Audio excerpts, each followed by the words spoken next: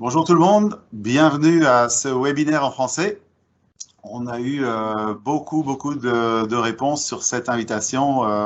C'est la première fois qu'on fait un webinaire en français.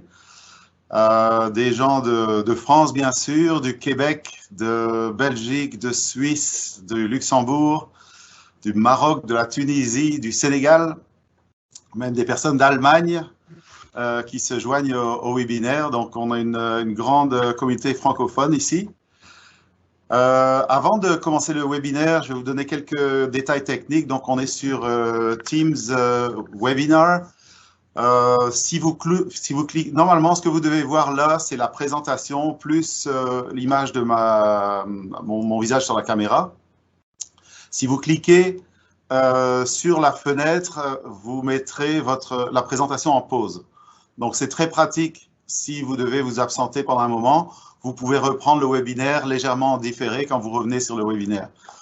Par contre, ça peut arriver, c'est arrivé dans le passé que des gens cliquent par erreur et voient que le webinaire est gelé. Donc là, vous avez juste simplement à recliquer pour retourner dans le webinaire. Ce webinaire sera enregistré, donc l'enregistrement sera disponible après le webinaire. Je me présente, Paul Van Der Plas, je suis le fondateur de ViewAll. Aujourd'hui, j'ai l'honneur d'être assisté par Bertrand Sachet de Convergency, qui est notre représentant exclusif en France. Bertrand, je te laisse la parole pour l'introduction à ce webinaire. Oui, merci Paul. Bonjour à toutes et à tous. Bienvenue sur ce webinaire. Je suis Bertrand Sachet, votre interlocuteur ViewAll pour la France et les pays francophones hors Canada. Alors, en termes d'agenda, le déroulé de ce webinaire sera le suivant. Tout d'abord, nous allons commencer par une courte présentation sur l'entreprise et son savoir-faire. Puis, nous regarderons 3 études de cas qui seront présentées par Paul, des études très détaillées. On regardera aussi quelques exemples de réalisation, ainsi que les solutions que nous avons pour vous aider à réaliser des projets autour de ViewAll. Et enfin, nous finirons par une séance de questions-réponses. Donc, sur le prochain slide, on va rapidement présenter ViewAll et son savoir-faire. Alors bon, retenez tout d'abord que ViewAll n'est pas un fabricant d'écrans, de connectiques ou de caméras. L'entreprise développe des solutions basées sur des logiciels et des serveurs qui permettent la gestion et la diffusion de vos sources sur plusieurs écrans en temps réel. Les solutions ViewAll vous apportent une vision claire, rapide et synthétique de vos informations stratégiques grâce à des outils vous permettant d'afficher la bonne information au bon endroit et au bon moment. L'entreprise dispose d'un véritable savoir-faire sur tout ce qui est multi-fenêtrage en temps réel. Et contrairement aux matrices vidéo traditionnelles, il n'y a pas de limitation dans le déplacement de vos sources. Enfin, ViewAll existe depuis maintenant 10 ans. Son siège social est basé à Montréal et l'entreprise dispose d'une implantation européenne en Allemagne. Les solutions ViewAll sont principalement utilisées dans les salles de contrôle, les espaces de travail collaboratifs et pour de l'affichage corporate. Les utilisateurs sont dans des entreprises publiques ou privées qui ont en charge la responsabilité d'un réseau, qu'il soit par exemple dans le domaine des secours, du transport ou par exemple de la sécurité. En France, les solutions ViewAll ont été choisies entre autres par la SNCF, sur des sites comme Paris, Marseille ou Bordeaux, chez Eurotunnel, à la SANEF et au ministère de la Défense.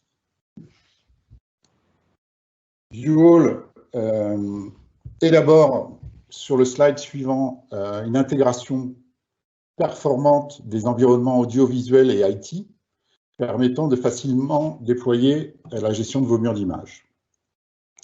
Voici l'écosystème ViewAll dans lequel toutes les offres peuvent communiquer ensemble. La plupart d'entre vous nous connaissent pour nos fameux contrôleurs de murs d'images, mais retenez que depuis 2-3 ans, nous avons largement élargi notre offre. Commençons par le Control View, qui est une gamme d'écrans PoE qui existe en 10 et 15 pouces, qui permet aux opérateurs de contrôler rapidement et facilement leurs murs vidéo grâce à une interface graphique adaptée à leurs besoins. En rouge, on va retrouver la gamme Viewscape, qui est donc cette fameuse gamme de contrôleurs vidéo de mur d'image, idéale pour vos solutions de supervision, de contrôle ou de vidéoprotection, notamment grâce à des plugins VMS et une fonction de KVM intégrée. En bleu foncé, juste au-dessus, on va retrouver TRX, qui nous permet le transport et la gestion de vos sources audio-vidéo sur réseau IP. Et en version 2.5, la toute dernière version, notez que nous avons renforcé sa sécurité grâce au support de TLS. Associés à Viewscape et TRX, on trouve les solutions ViewStream, qui sont compatibles H.264 et SDVoE, et qui permettent l'encodage et le décodage de vos sources afin de les rendre disponibles sur un réseau. Et enfin, en termes d'intégration tierce, citons nos partenariats, notamment avec les marques Matrox et IHSE, avec la solution de VMS leader en France, Genetec, avec lequel nous disposons d'un plugin disponible pour les solutions Viewscape et TRX, et le fabricant d'écran LG pour l'intégration du pilotage de ces murs d'image LCD. Enfin, si vous êtes utilisateur des contrôleurs de la marque Planar Layard, nous sommes en mesure de vous apporter du support sur ces offres grâce à un rétrofit afin de pallier à l'arrêt de leur commercialisation. Je vous remercie de votre attention et je redonne la parole maintenant à Paul pour la suite de la présentation. Donc, on va passer maintenant aux études de cas détaillées. Comme on a expliqué au début de la présentation, le but de ce webinaire, c'est pas d'aller dans les détails de chacun de nos produits. Vous pouvez nous contacter après ce webinaire pour avoir un peu plus d'informations sur les spécifications techniques, etc. Le but de ce webinaire, c'est vraiment de voir les solutions qu'on peut offrir grâce à l'intégration de notre écosystème. Donc, suite à l'écosystème que Bertrand vous a présenté, on a un schéma de principe de l'implémentation de cet écosystème. Donc, on a des encodeurs ViewStream, on a des sources réseau, des sources informatiques qui arrivent par réseau. On a des sources qui sont des applications locales sur nos contrôleurs de murs vidéo. On a des multi-décodeurs ViewStream, ainsi que des décodeurs simples, mais qui peuvent être aussi en multi-view.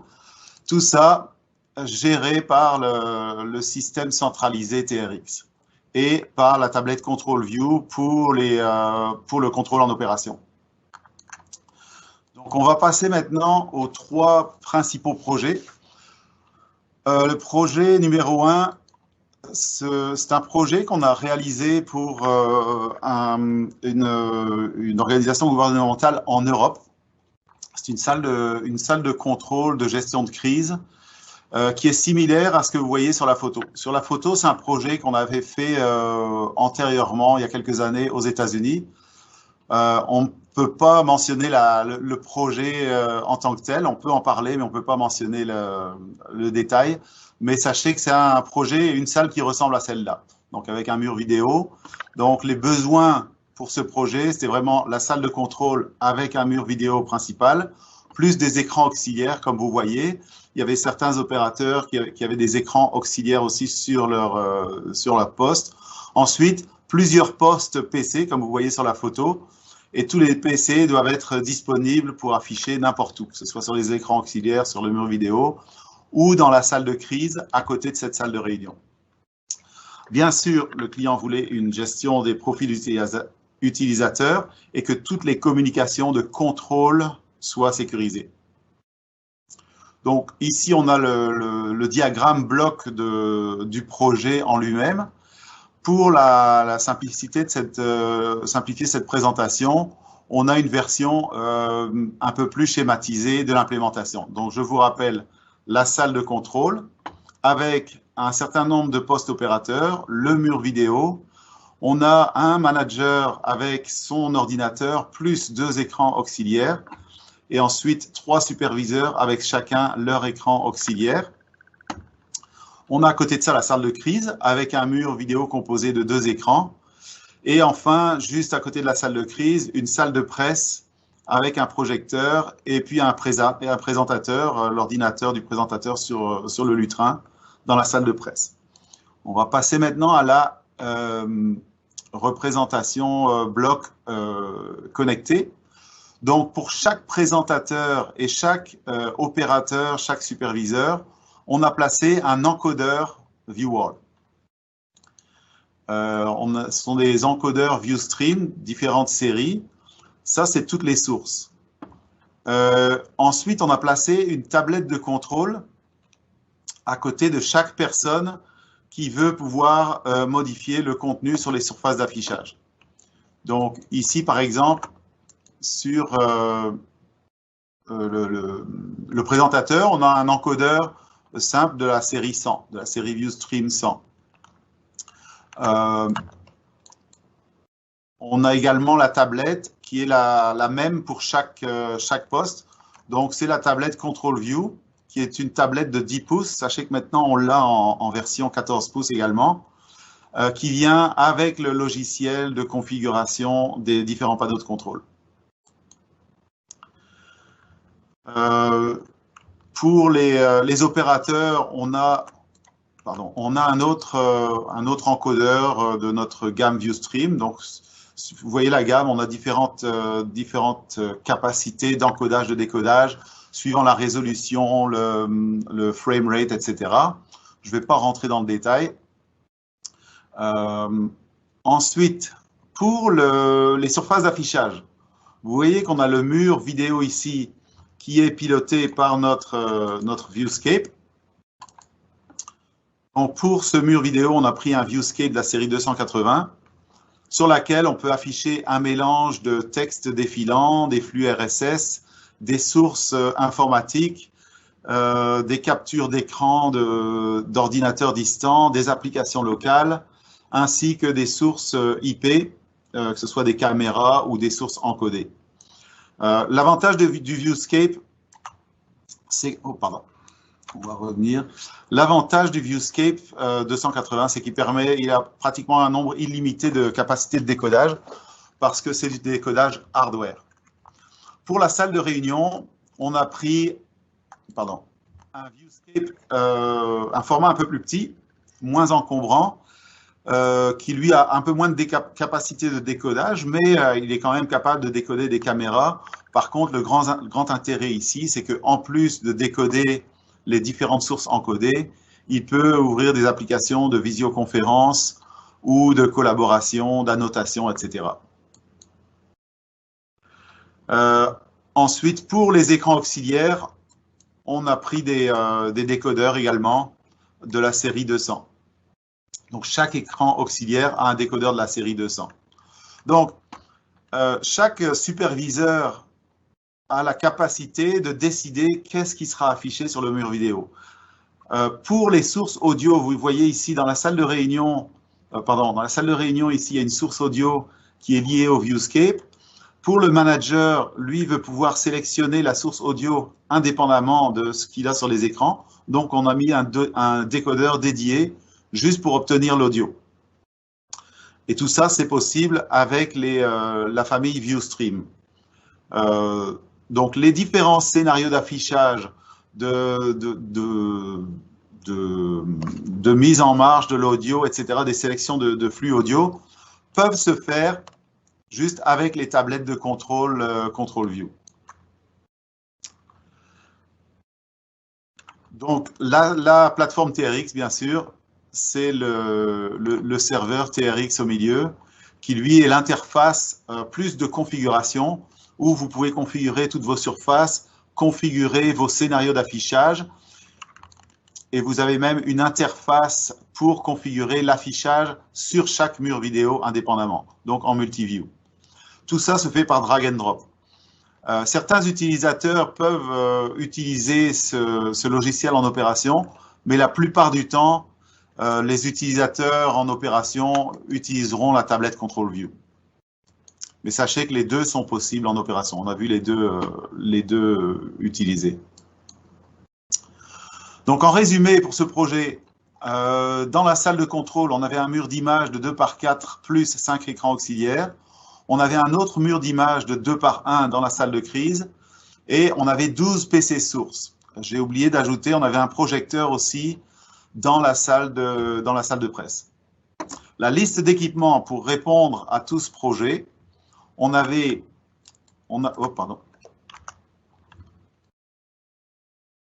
contrôleurs de mur d'image Viewscape, 9 encodeurs ViewStream, 5 panneaux tactiles Control View. Je vous rappelle que pour les panneaux tactiles, on peut décider avec les profils d'utilisateurs que le panneau tactile du présentateur est différent, bien sûr, que les panneaux de contrôle des superviseurs. Avec la gestion de profil d'utilisateur, c'est très facile de créer des panneaux indépendants les uns des autres. En plus de cet équipement, on a 8 encodeurs ViewStream, puis le serveur de gestion centralisé TRX. Tout le projet a pu être déployé sans avoir à programmer une seule ligne de programmation. Donc, toutes les configurations d'affichage se sont faites par drag and drop, ainsi que les panneaux de contrôle. Donc, même les panneaux de contrôle, vous créez des boutons par drag and drop. Tout est sauvegardé par drag and drop sur le serveur TRX. Donc, pour ce projet, à retenir, c'est que comme toutes les composantes étaient interopérables, je dirais, ce sont toutes des composantes ViewWall, la configuration et le déploiement ont été très faciles. Les appareils détectés automatiquement, etc. C'est un système aussi interopérable, évolutif par design. C'est-à-dire que si à l'avenir, le client veut rajouter des écrans à son mur d'image, il peut très bien en rajouter, s'il a la place, bien sûr. Rajouter des écrans auxiliaires, ajouter des postes opérateurs, tout ça est très évolutif parce qu'on parle d'une matrice réseau qui a un nombre de slots, qu'on peut rajouter le nombre de slots désiré en fonction de l'évolution du produit. Très important, une unique plateforme de configuration et de contrôle. Comme toutes les composantes viennent de ViewWall, toutes les composantes sont déjà intégrées dans TRX. Donc, avec TRX, on était capable de configurer tous les appareils, de configurer les scénarios d'utilisation et de configurer les panneaux de contrôle d'utilisation. On a même été capable de créer des commandes pour éteindre des écrans auxiliaires ou éteindre les écrans du mur vidéo si nécessaire. Donc, on est capable, à travers TRX, de créer des scripts qui envoient des commandes aux éléments externes également. Donc, tout ça est centralisé en TRX. Dans la photo que vous voyez là, c'est un projet qui a été déployé il y a 5 ans et on l'a déployé en collaboration avec un fabricant de matrices vidéo. Aujourd'hui, le projet, on l'a réalisé avec de l'encodage. Donc, aucune matrice vidéo n'a été nécessaire pour ce projet. L'avantage de ce projet, une connectivité réduite, comme tout le monde sait, plus on a de points de connectivité, plus on augmente le risque de failure, le risque de défaut pendant le déploiement. Donc, en réduisant la connectivité, on réduit le risque et on réduit le coût, parce que tout le monde sait que le coût de déploiement, dès qu'on commence à dépasser la durée de déploiement, on a des imprévus, c'est là que la marge dans un projet commence à être affectée et que les dates de mise en opération d'une salle est retardée, ce qui est extrêmement coûteux. Enfin, la sécurité de communication qui était demandée par le client est assurée par le protocole TLS sur l'ensemble de la solution, autant dans TRX que dans les ViewStream, que la communication avec les contrôleurs de mur vidéo Viewscape. Pour le deuxième projet, ici on va parler d'une salle de collaboration multi-usage pour L'Oréal. L'Oréal nous a donné l'autorisation de parler ouvertement de ce projet. On a fait ce projet chez L'Oréal en Allemagne. Je sais que L'Oréal a beaucoup de bureaux en France aussi, donc ce sont des idées qui pourraient être utilisées également en France. Dans ce projet, les besoins du client, il voulait une salle vraiment multi-usage que tous les départements puissent utiliser, donc ils puissent avoir différentes configurations en fonction des besoins, que ce soit une équipe de marketing, une équipe de développement, une équipe de stratégie, de management. Donc, ils voulaient une salle vraiment polyvalente. Par contre, vous voyez, la salle n'est pas très grande. L'espace pour mettre tout l'équipement était limité au cabinet que vous voyez, les placards que vous voyez en dessous de l'écran. Donc, le client voulait absolument un mur vidéo d'annotation, une intégration avec des outils de collaboration qu'eux utilisent, qui sont Hoilu et Teams, et ils avaient un système ClickShare sur la table de réunion.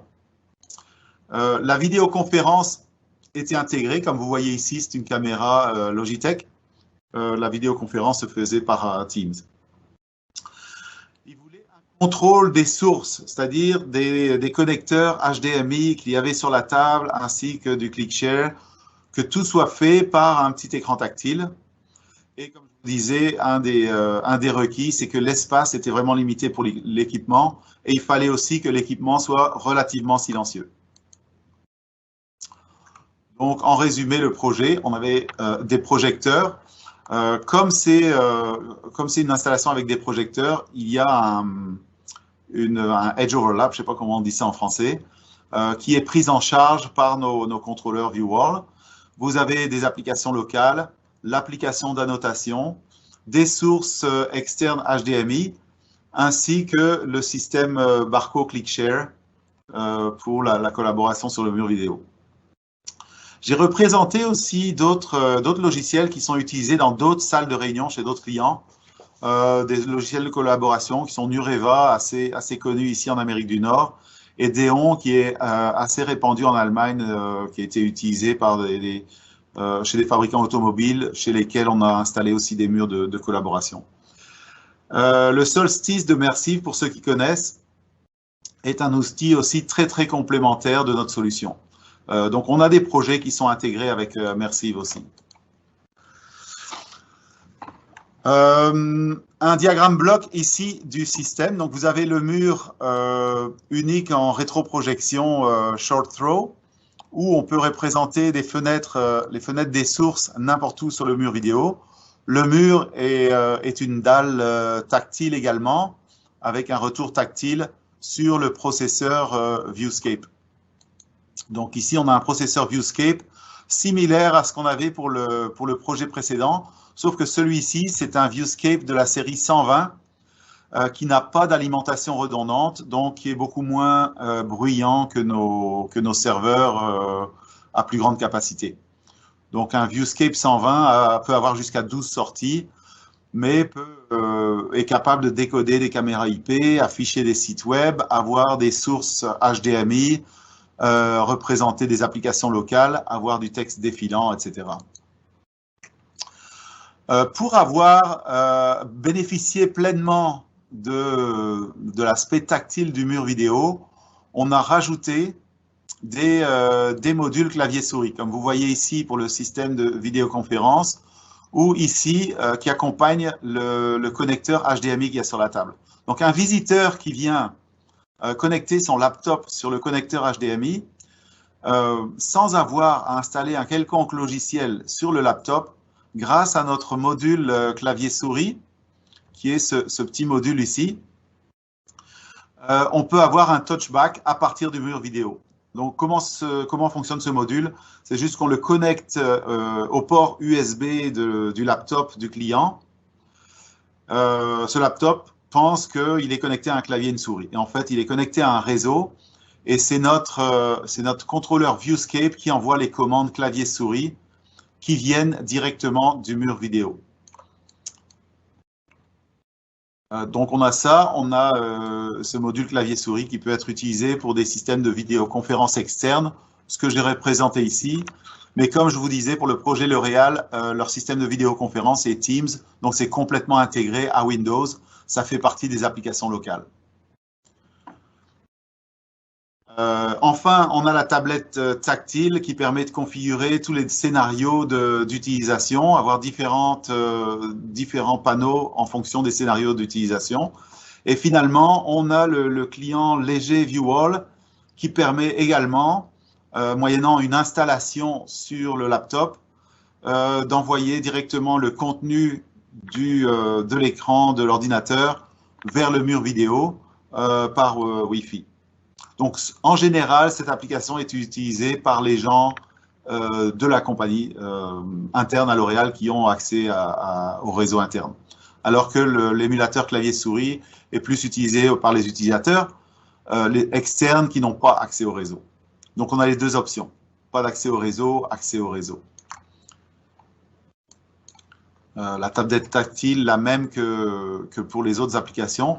Comme vous voyez, l'avantage entre les systèmes Viewscape, les tablettes tactiles, les émulateurs clavier-souris peuvent s'utiliser dans tous les projets. C'est juste le choix du type de hardware qu'on utilise pour le projet, mais tout ce qui est logiciel, la plateforme logicielle TRX pour contrôler tout ça est la même. Et c'est l'avantage pour un intégrateur, une fois qu'un projet a été déployé, que ce soit dans une salle de contrôle ou dans une salle de réunion, le projet suivant, si c'est une salle de réunion ou une salle d'opération, l'intégrateur aura déjà la connaissance du logiciel. Vous voyez ici le Viewscape 120 avec les 3 sorties HDMI. Pour ceux qui ont un peu d'expérience pour des salles de réunion, si vous voyez toutes les fonctionnalités qu'on a été capable d'offrir avec notre système Viewscape, typiquement, ça prendrait une station informatique pour rouler toutes les applications locales sur le mur vidéo, une matrice pour être capable de rentrer toutes les sources vidéo qui incluent la station de travail, le ClickShare, la source HDMI de la table. Ça prend un processeur Video Wall pour pouvoir mélanger toutes ces sources et faire du fenêtrage sur le mur vidéo. Ça prend un système de contrôle ainsi qu'un système KVM. Avec la solution ViewWall, vous pouvez remplacer tout ça par simplement un processeur Viewscape, un émulateur clavier-souris et une tablette tactile. Donc, un énorme gain en espace, encore un énorme gain en connectivité, réduction de risque également. Donc, résumé pour ce projet, la liste d'équipements pour toutes les fonctionnalités requises. On a eu besoin juste d'un contrôleur Viewscape, un module clavier-souris et une tablette contrôle view. 3 morceaux d'équipement. À savoir que le Viewscape, il a été livré aussi avec la gestion des profils utilisateurs pour protéger l'accès dans les salles de réunion, suivant le type d'utilisateur. Donc, le profil utilisateur est valable pour la tablette tactile. Donc, on peut très bien avoir un panneau de contrôle générique qui envoie les boutons, OK, scénario d'affichage, vidéoconférence, affichage, collaboration, affichage, brainstorm. Et une fois que vous rentrez dans la configuration, suivant votre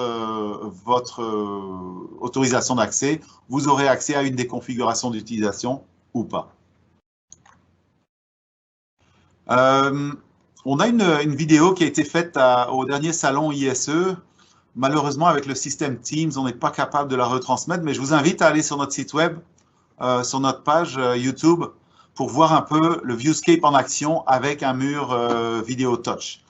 Le mur vidéo touch qu'on avait là au salon ISE, c'était un mur composé de 6 écrans avec une dalle tactile devant ces 6 écrans.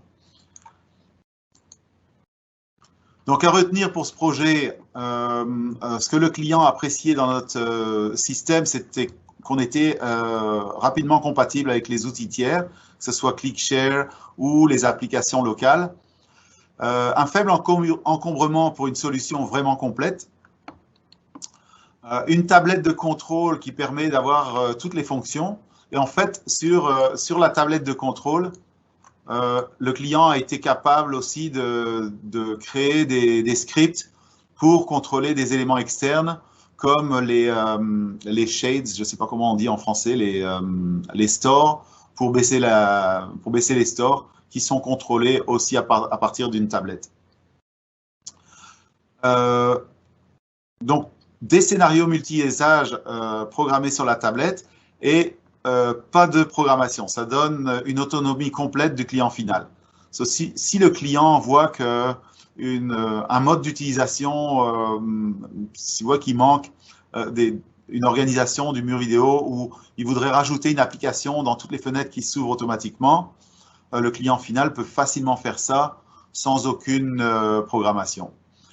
C'est sûr que pour contrôler des éléments externes comme les stores ou éventuellement éteindre les projecteurs, ça prend un peu de programmation parce qu'il faut faut envoyer des lignes de commande aux équipements externes.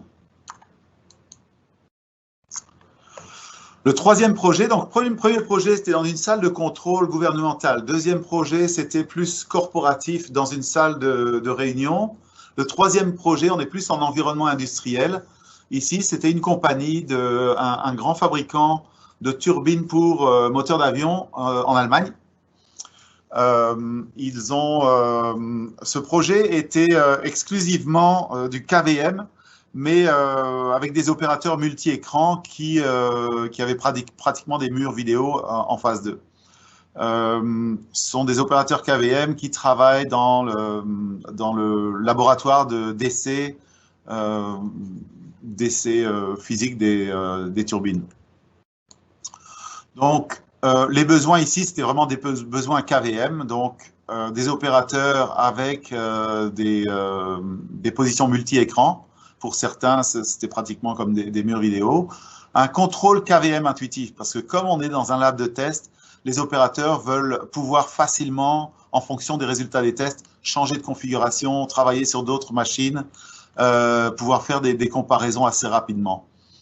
Donc, les opérateurs dans cet environnement changent assez fréquemment de poste d'utilisation. Donc, il fallait un logiciel vraiment intuitif. Pour permettre des déclenchements de différentes configurations vraiment instantanées. Et il voulait bien sûr une plateforme de gestion unique et centralisée avec une gestion des utilisateurs, comme toujours, pour protéger l'accès. Comme souvent dans les systèmes KVM, la restriction d'accès est très, très contrôlée. Voici ici un schéma bloc du projet. Encore une fois, pour la simplicité de la présentation ici, je vais vous présenter ça sur un schéma un peu plus simple. Donc ici, vous avez les 12 machines auxquelles les opérateurs peuvent tous avoir accès. Donc vous avez les opérateurs avec chacun, certains opérateurs avec des postes jusqu'à 4 écrans, d'autres avec 2 écrans, certains avaient des postes mono-écran. Donc, pour chaque poste opérateur, on a ici utilisé la matrice du fabricant IHSE. Donc, pour ce fabricant, pour ce client, il n'était pas question de mettre une matrice réseau de par la sensibilité de cette salle d'opération. Donc, eux ont insisté pour avoir une matrice IHSE complètement protégée avec des protocoles de distribution complètement dédiés.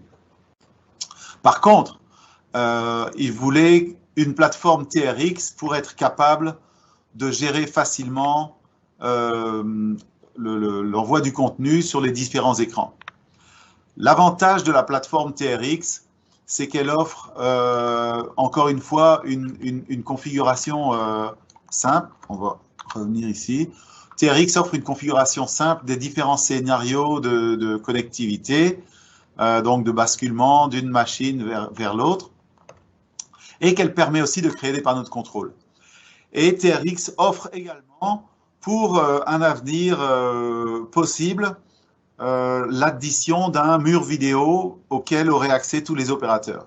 Donc, sur le mur vidéo, on sera capable à l'avenir d'afficher des receveurs dédiés IHSE pour afficher du contenu sur le mur vidéo qui seront accessibles pour tous les opérateurs.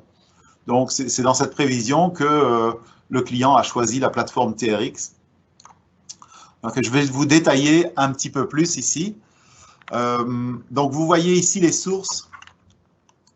Sur la gauche, ici, toutes les sources PC qui sont dans la salle informatique et tous les postes opérateurs. opérateur 1 avec 4 écrans, opérateur 2 avec 2 écrans, opérateur 3 avec 4 écrans et le quatrième opérateur en mono-écran. La façon dont les opérateurs peuvent envoyer des sources sur leurs écrans se fait simplement par drag and drop, des sources vers les différents écrans.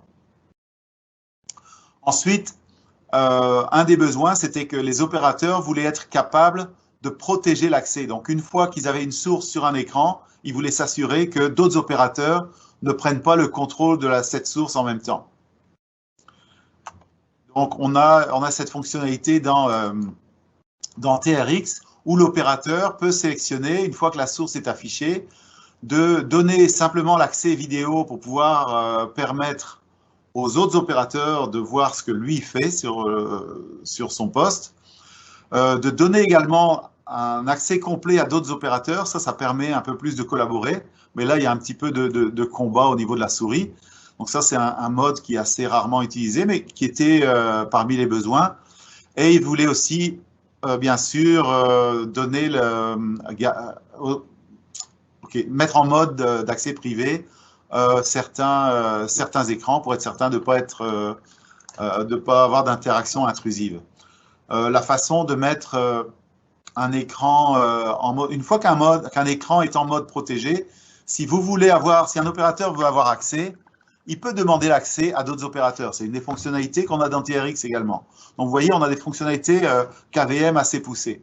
Ensuite, c'est au propriétaire de la source d'autoriser ou de ne pas autoriser l'accès à la source. Dans TRX, on a d'autres outils aussi. Je vous donne ici un aperçu de la gestion des profils utilisateurs pour les différentes zones, les différents écrans, les différents types d'utilisateurs. Donc, c'est une gestion des profils utilisateurs très graphique et aussi très granulaire. Donc, notre client était assez content de pouvoir gérer ça d'une façon assez rapide sans avoir trop d'apprentissage. Bien sûr, on est compatible avec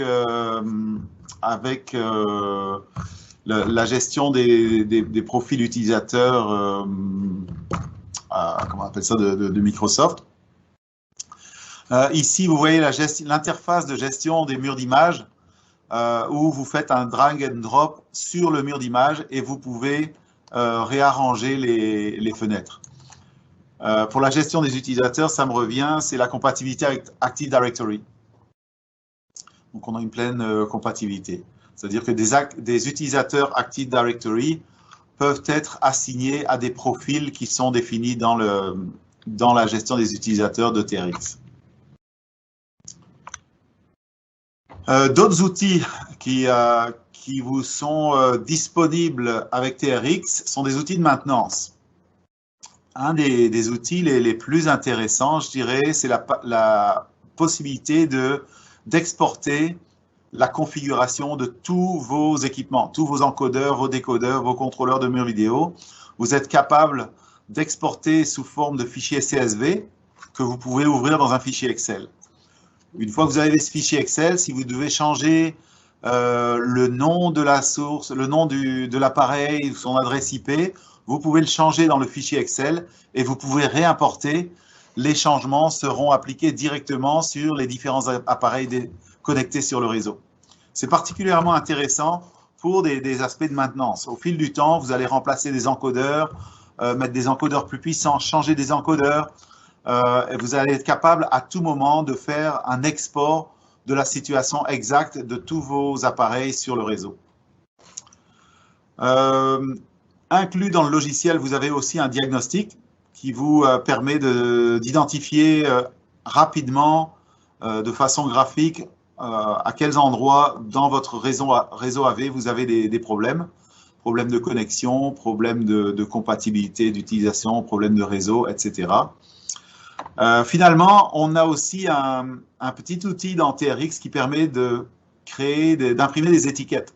Donc, quand vous configurez tous vos devices, tous vos appareils encodeurs, décodeurs, etc., une fois que vous avez créé le nom, l'adresse IP, etc., vous pouvez imprimer l'étiquette aussitôt et la coller sur l'appareil. Donc, pour l'installateur, pour le technicien de service, ça va lui faciliter la vie de voir que, OK, ça c'est dans le floor, dans l'étage, dans le rez-de-chaussée, et que ça va être installé dans le server room, et que le nom c'est le cable box numéro 1.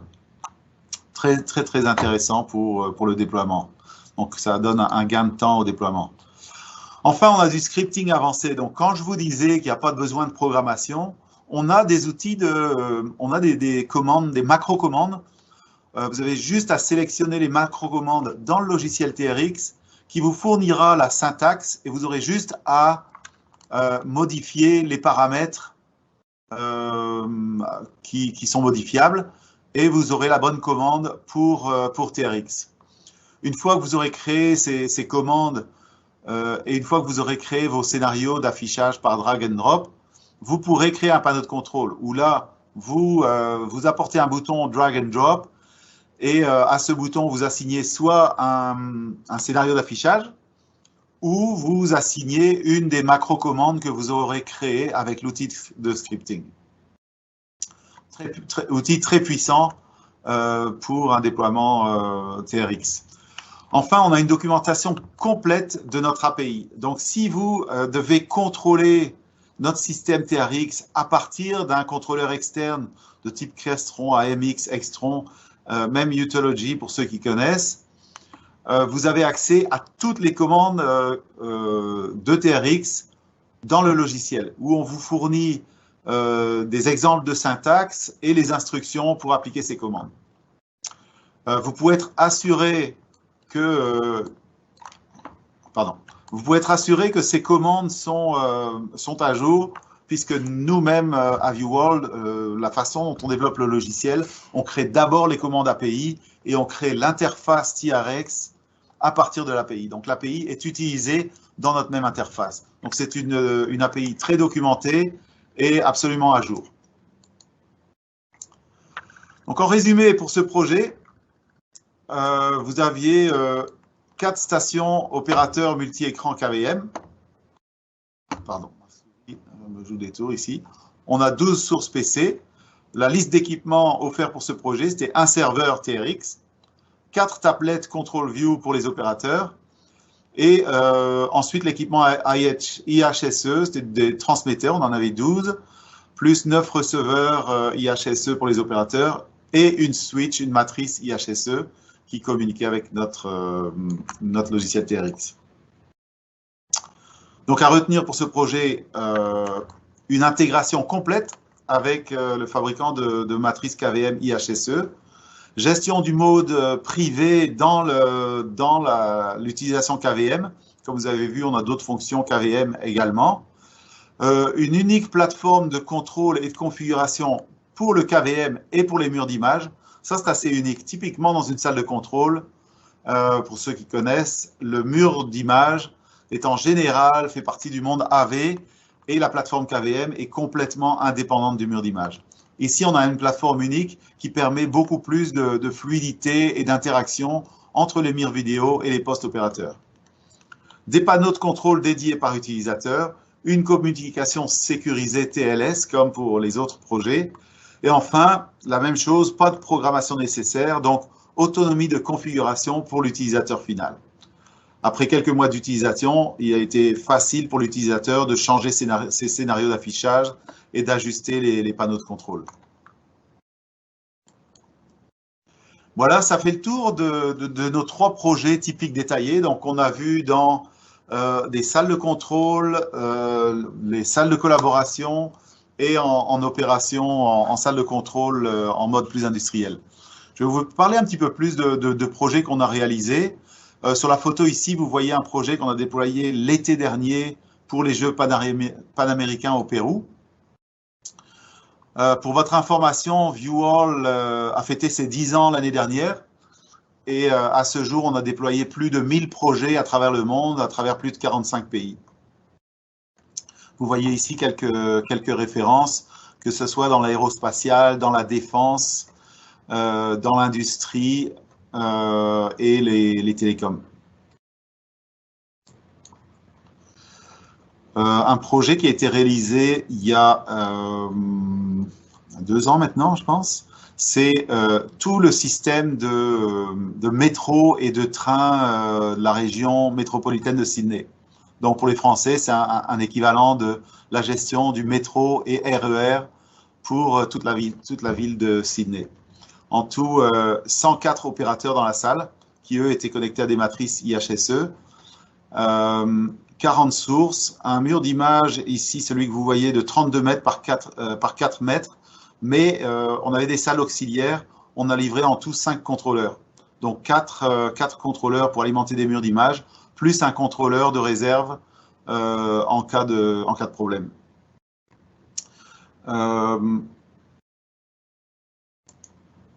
Ensuite, un projet pour les Français, les 24 heures du Mans, qui ont été déployés récemment. Malheureusement, la date des 24 heures du Mans a été reportée au mois d'octobre, je pense. Mais c'est un mur vidéo qui est installé dans le PC Course lui-même. Donc, vous allez probablement le voir à l'occasion des différents événements des 24 heures du Mans. S'il y a des retransmissions à la télé, vous allez certainement avoir l'occasion de voir ce mur vidéo en action. Donc là, c'était un mur vidéo avec 24 sorties et 48 entrées HDMI pour avoir une visibilité sur tous les éléments de la course, autant des caméras que des différentes informations nécessaires dans le PC course. En gestion de trafic et sécurité, on a d'autres exemples. Black Rock Mining, c'était plus, oui, c'est pas vraiment de la sécurité, c'est plus de la sécurité et de l'opération. En sécurité, on a fait la FIFA, le centre de contrôle à l'époque de la FIFA en 2014. Ici, un projet assez intéressant avec Deloitte, avec Hartford Steam Boiler. C'est une compagnie d'assurance. Ils ont plusieurs centaines d'inspecteurs d'assurance déployés sur des sites assez éloignés, des sites miniers, des sites pétroliers. Et je peux vous dire que le client nous a contactés récemment pour nous dire qu'il utilisait énormément la salle de contrôle parce qu'ils ont été occupés à rapatrier tout le personnel à travers le monde pour les ramener en lieu sûr.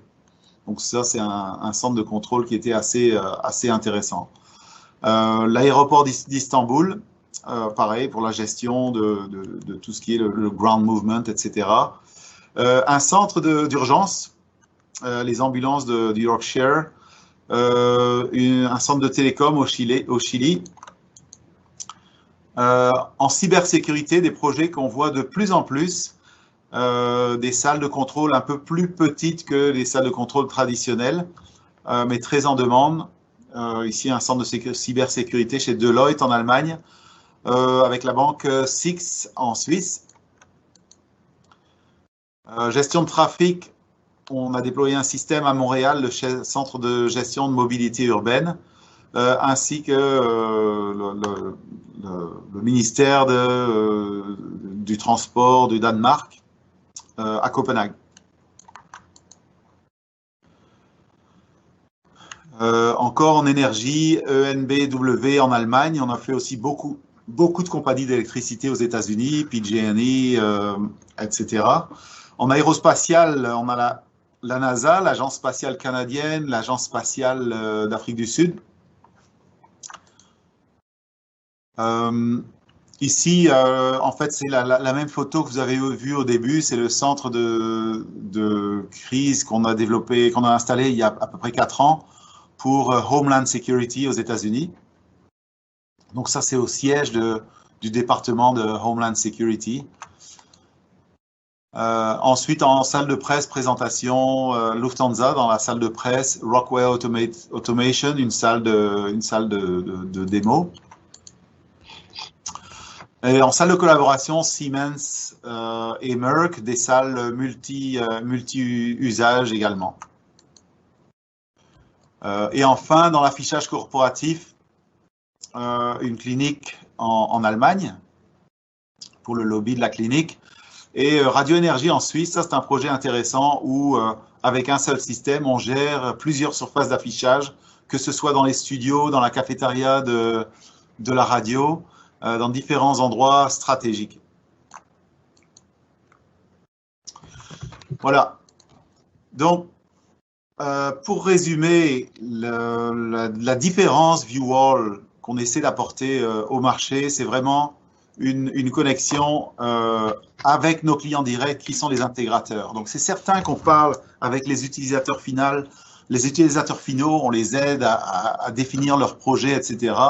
Mais on passera toujours par les intégrateurs.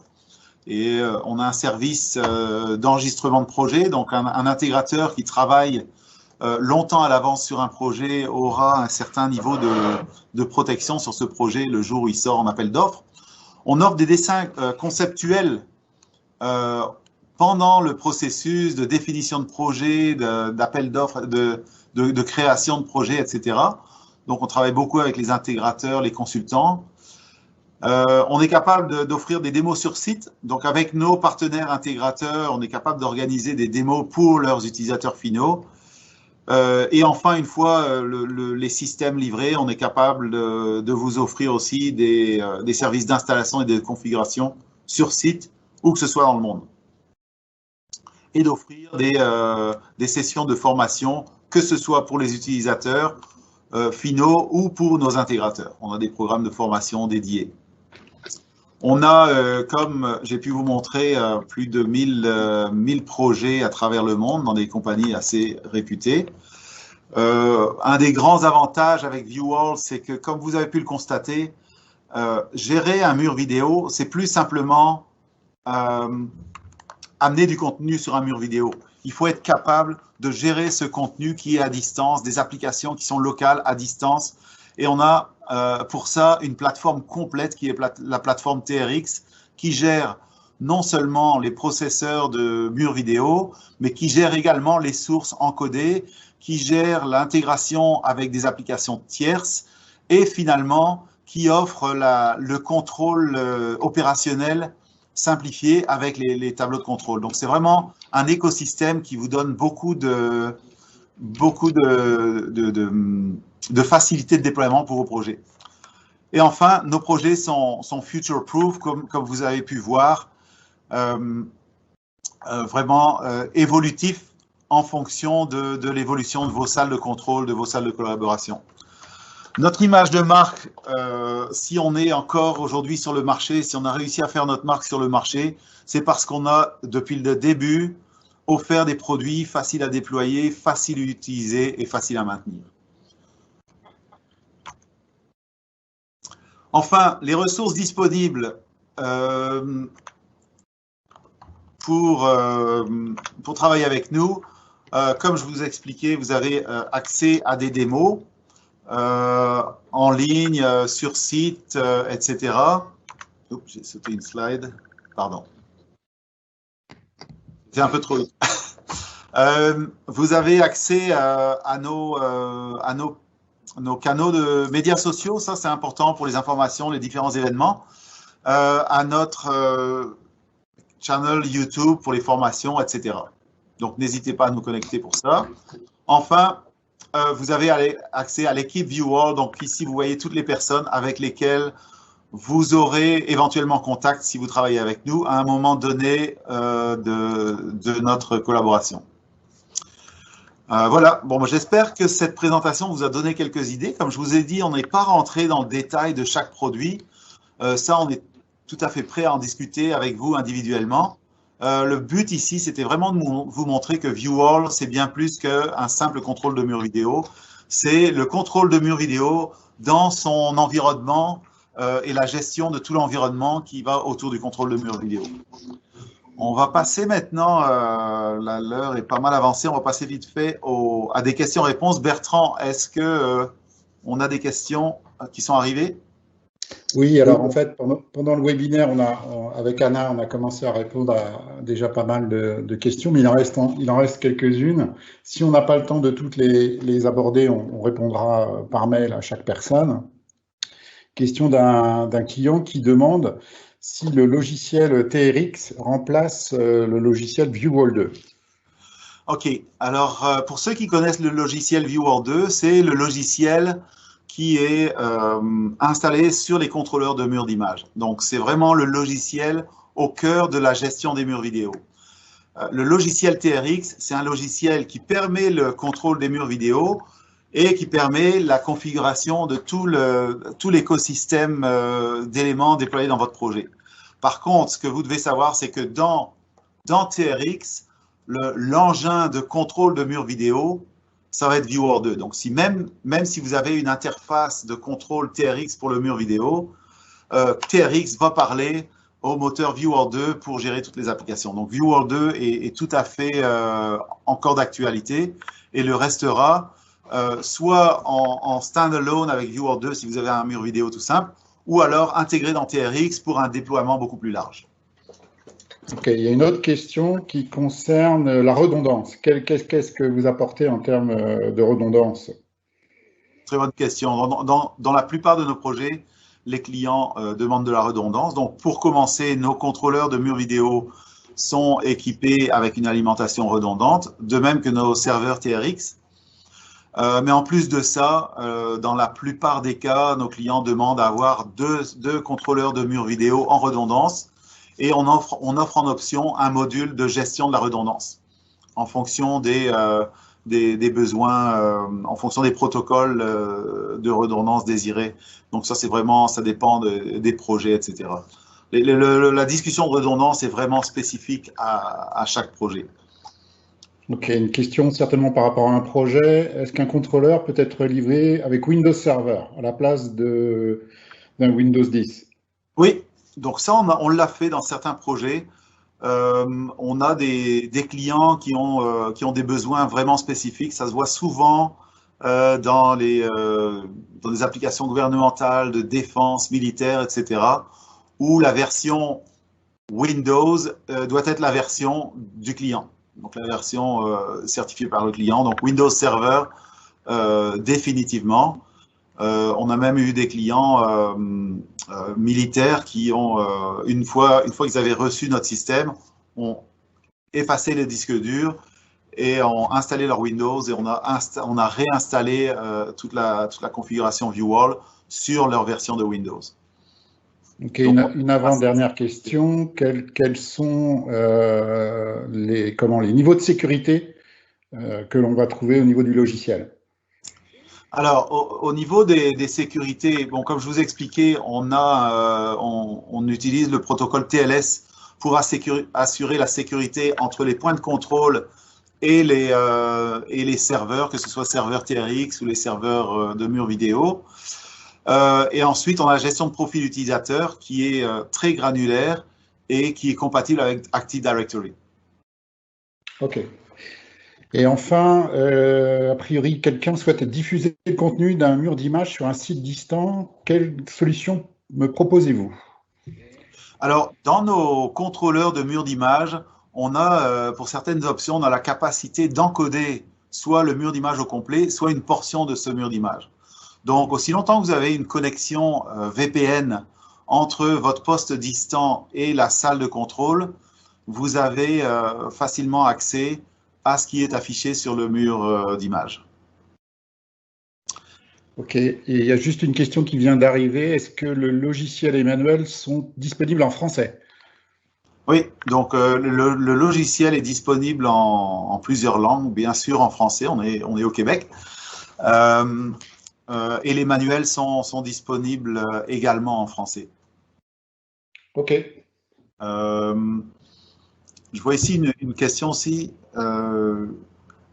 Est-ce que la tablette peut être remplacée par le plugin Genetec?